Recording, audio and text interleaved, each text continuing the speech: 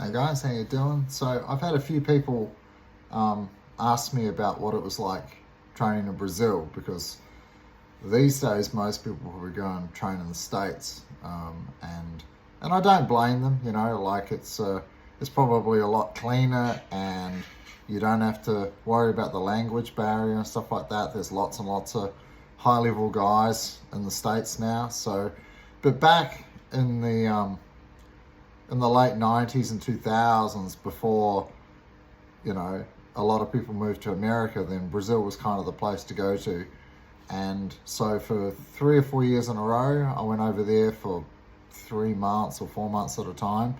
The Mundial, the World Champs, used to be only in Rio, and it was like July, end of July, so everybody had to go there. But and I mean, it's an amazing experience going there. The whole culture. I guess if you're doing Japanese martial arts, then going and training in Japan would be the ultimate because of the culture and around the people and the smells and the language and they have a different view of the art. So it's a lot more, I don't want to say casual, it's a lot more, I don't know, in a way it's very intense, like they're very passionate about it. And the training is very hard. But for example, if it's really common that the older black belts, for example, almost use it as like a social place. Yeah, is that every night and they leave work, whatever they do, and they go to the gym. They put their gi on. They may or may not train, but they have to wear their gi to get on the mat. And so they can just sit down and just hang out and chat with some of the other guys, and there's no expectation that they have to roll or even take part in the training, really. If somebody's teaching, they have to be quiet, but for the most part, they can just sit there and just gas bag and hang out and chat and stuff, and they might roll tomorrow night or train tomorrow night, but like it doesn't stop them coming to the gym and just hanging out, and that's what I mean by kind of social. It's more like a healthy way. Instead of going to the pub to hang out with your mates, you go to jiu-jitsu, right? Kind of regardless of whether you're training or not, you can go and hang out, and I think that's really cool. For the most part at Hoyler's place, everyone kept to a pretty strict timetable, but you could tell with the general classes, sometimes they'd start a little bit late and guys would hang out a lot later, and the Brazilian time, the fluidity, it was maybe not as obvious as some places because Hoyler runs a pretty tight ship. But I started going over in 2002, I think was the first year I went, because I met Hoyler and Helson and stuff in Hawaii the year before, and Hoyler invited me to come train at Gracie Muay to train and fight at the Mundial the following year. So it was probably 2002, the first time that I went over. And like, I really didn't know anything. I watched the movie City of God twice in the week beforehand, so I was freaking out. I thought it was going to be like pretty crazy going there. So I took a small bag. I was ready to like just run. I didn't even take a gear with me. Like, I had my belt, my passport, a waterproof jacket, and some flip-flops, and that's pretty much all I took, right? Because I just thought I've got to be able to run. Like, I left the plane in my sneakers in case I had to bolt from something, right? I was really quite concerned. But it took me like a whole day to find the academy, getting on different buses, not speaking Portuguese and stuff like that. It took me like most of the day. I took the wrong bus, went to the wrong part of town, had to get a train somewhere else, found myself in the botanical gardens there for hours. So I eventually got there, and I couldn't train because I didn't have a gi. And Hoyler at that stage didn't even sell gis in the academy, and I was amazed. So I had a word to Hoyler and had a word to the guys at Atama. So Bruno Savac, the guy that I stay with in Rio, he was very good friends with the guy that runs Atama. So we put together a gi for Gracie Muay Thai, and that became their academy gi.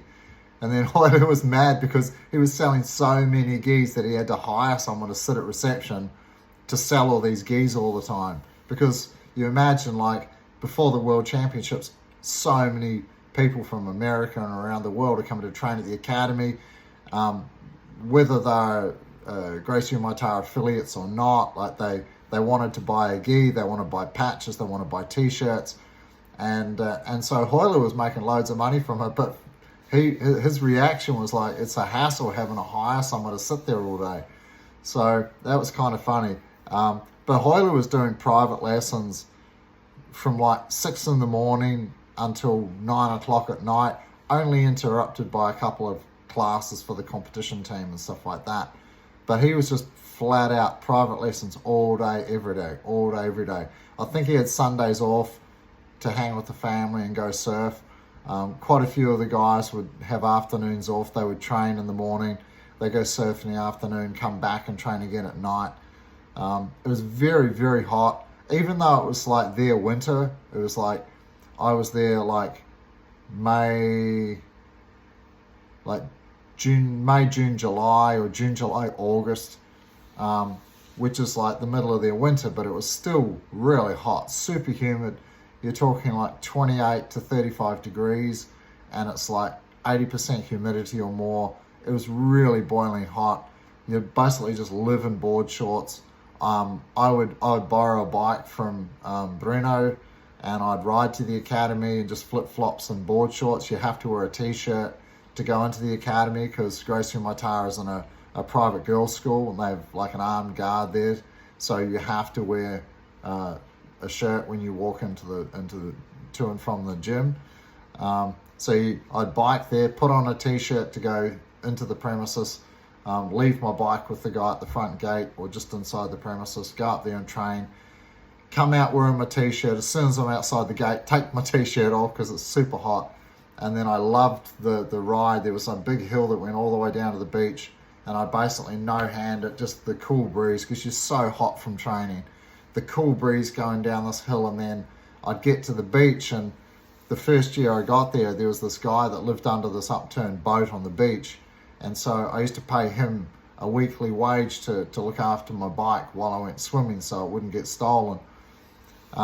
And so every day after training, I'd go down and swim in the ocean, and you go to the little hut and get the coconut. They chop the top of the coconut off and just like live on coconut water. I still live on coconut water all day. It's become a bit of a habit. And so I'd be training from like 9 till 12. So it'd be like 3 hours in the morning and then 2-3 hours hard at night. So you're training really hard. Like there wasn't much technical stuff. The warm-ups were like 40 minutes long. It was designed to break you. It was very, very hard training leading up to the World Champs.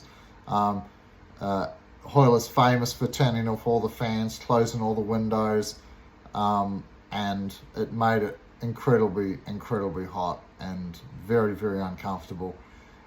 All you did was train and then do washing. Like that's all you did. And then try and find it. When you're training that hard and it's that hot, all you want is fluids. It's very hard to eat. So you pretty much just live on papaya, and then I would eat chicken and sushi. There's a really amazing sushi restaurant near the house that I'd go to most days. So your food's pretty simple. I take a lot of hydrolyte and stuff like that with me to help with cramps and multivitamins.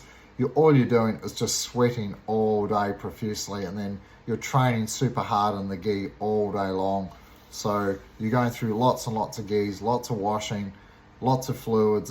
It's crazy. Sundays is like the only day off, and you don't even feel like getting out of bed. You're just absolutely knackered, and then it starts again on Monday. So I never did particularly well at the Worlds at all. Mostly because by the time the Worlds came around, I'd been there for 3 months. I was like badly overtrained. Like it wasn't scientific training at all. I was missing my friends and family back home. I was missing my own academy and teaching my students. I was kind of over the thing.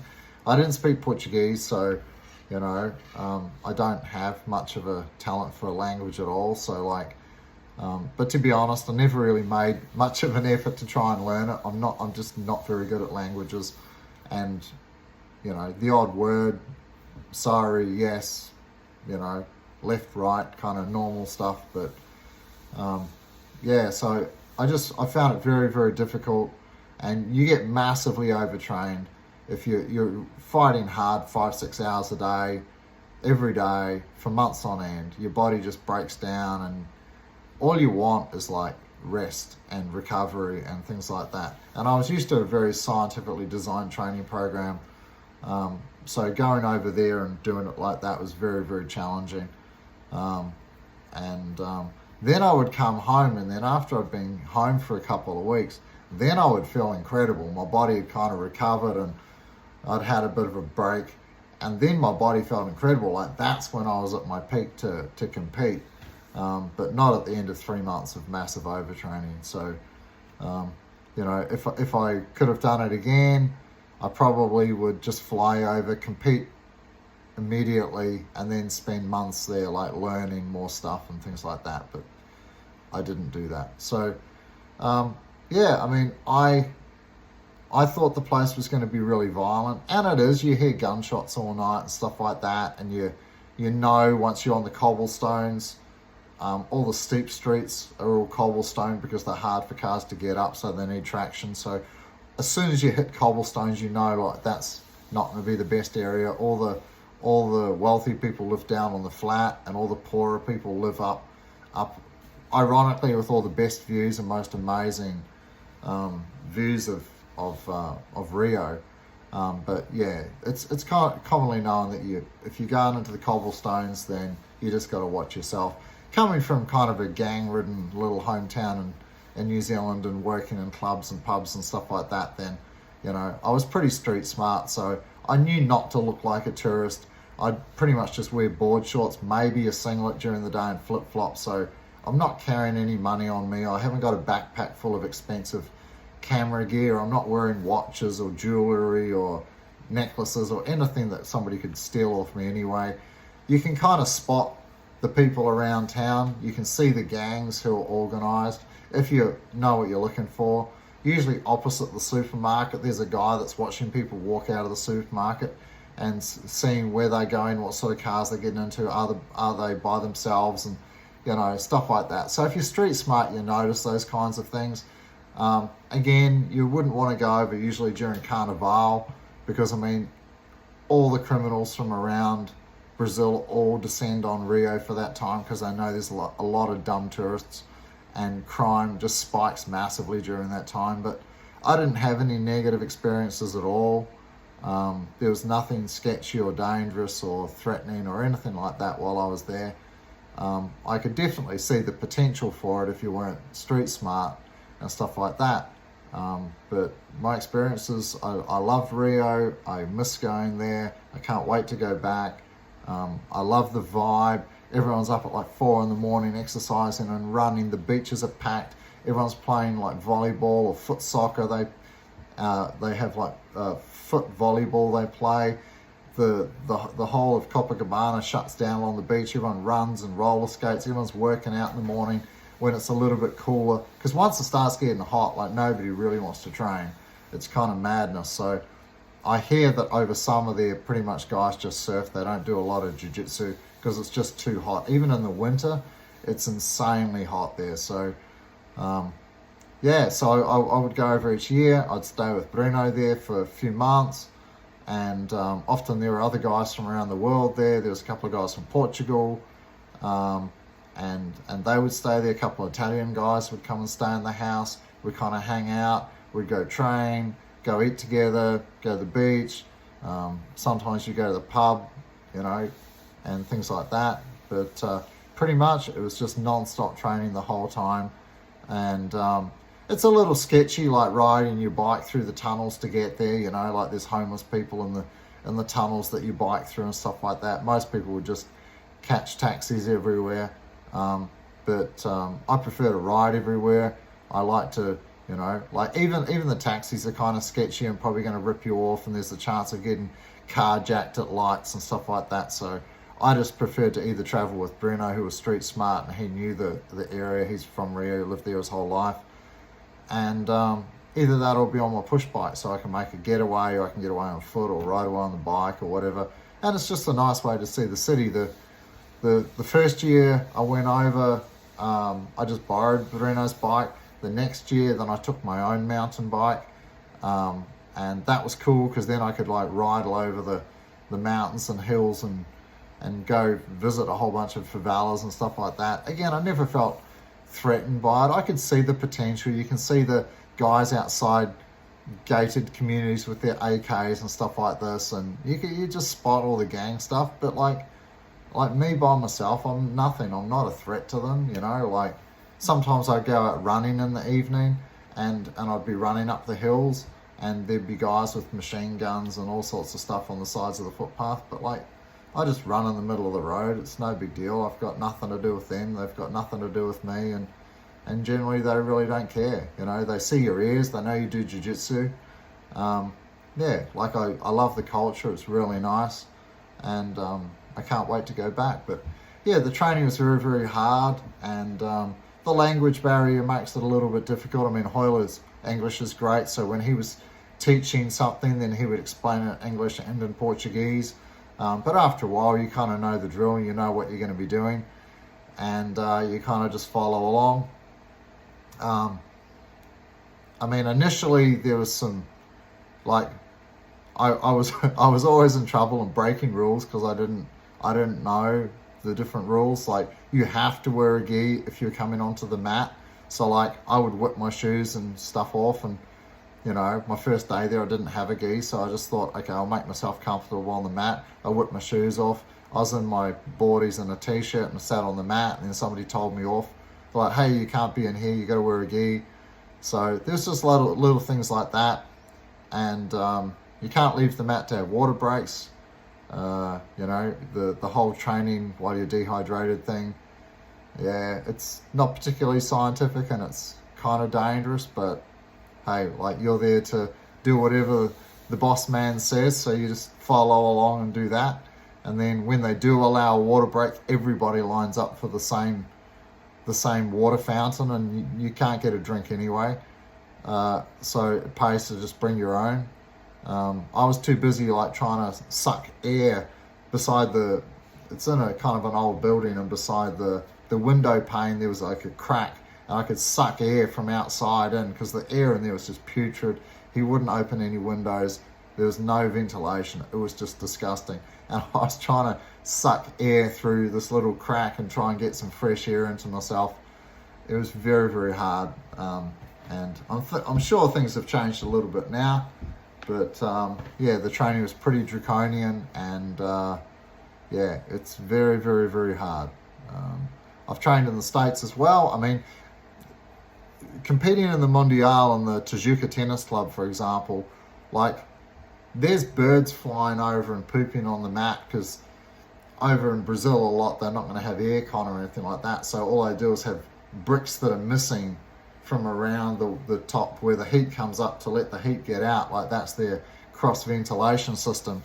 And so at the World Champs, it was like that too. So the Tijuca Tennis Center has kind of holes in the walls, and birds just fly through it, poop on the mat, and keep going. So they're always wiping the poop off the mat. And then because there's so many people using the toilets all clogged, and then there's feces and urine everywhere. There's people defecating underneath the stadium seating. There's people peeing there. There's people spitting everywhere because they're trying to make weight. It was absolutely disgusting. And then there was incredibly biased refereeing and all this. Like, there was so much sketchy stuff going on. I went to weigh in knowing that I'd already weighed myself at home on good scales. I was on weight. I got there. I weighed in the bullpen, and they said I had to lose like 2 kilos or something. So I threw my shorts on, went out running up in the hills, lost 2 kilos of water, came back, made weight this side, went around the other side before you compete. I was 2 kilos lighter. So basically the scales in the bullpen were weighing 2 kilos more, you know, maybe for the foreigners, and then the scales on the other side were proper. So there's a lot of dodgy, sketchy stuff going on like that with the foreigners. They didn't really have a lot of respect for them, and they're always trying to scam them. So it was a bit of an experience. So When they moved the Worlds to the States permanently, that didn't surprise me. It's a lot more professional now. The toilets are work, everything's clean, everything's run on time. Well, maybe not on time, but close. I mean, when I was going to the Worlds, there were guys still fighting at 1 in the morning, 1:30 in the morning. It was complete chaos. It was absolute chaos. They have giant flags that they all have. They have samba drums. Like, there's fights in the audience. There's, you know, girls walking past in scantily clad outfits, and all the guys are roaring at them and stuff. Like, it was an incredible experience going there. And having been to the Worlds a couple of times in the States, it's not the same, you know. And I mean, it's never going to be the same. But I think that it's more professional, and it's more fair, and it's cleaner and more hygienic and all that sort of stuff. So I think that's great. But it's a pity that I don't know how many people are going to Brazil anymore. Everyone just goes to the States, I guess. But it's a pilgrimage that everybody, I think, that does jiu-jitsu seriously should make. It's an amazing experience. Just the heat, being around the language, the food and stuff like that is it's an incredible experience. And I'm very, very glad and proud. Like, when I was over there training, Royler was training for his fight with Sakuraba. You know, Rickson would swing by, Kron was there. Everybody was still in Rio. And so this is at the peak of the whole Gracie Sakuraba war and all this sort of stuff. So it's amazing. I'd spend months there training with these guys and becoming friends with them, and then you're watching them fight on TV, and then yeah, it's an absolute incredible time and incredible experience. And now it's going to be different. You know, most people are in the States, and yeah. Anyway, that's my time in Rio. I've got a lot of crazy stories, but in a nutshell, it's an amazing place to go. I love the people. I miss it a lot, and I can't wait to go back.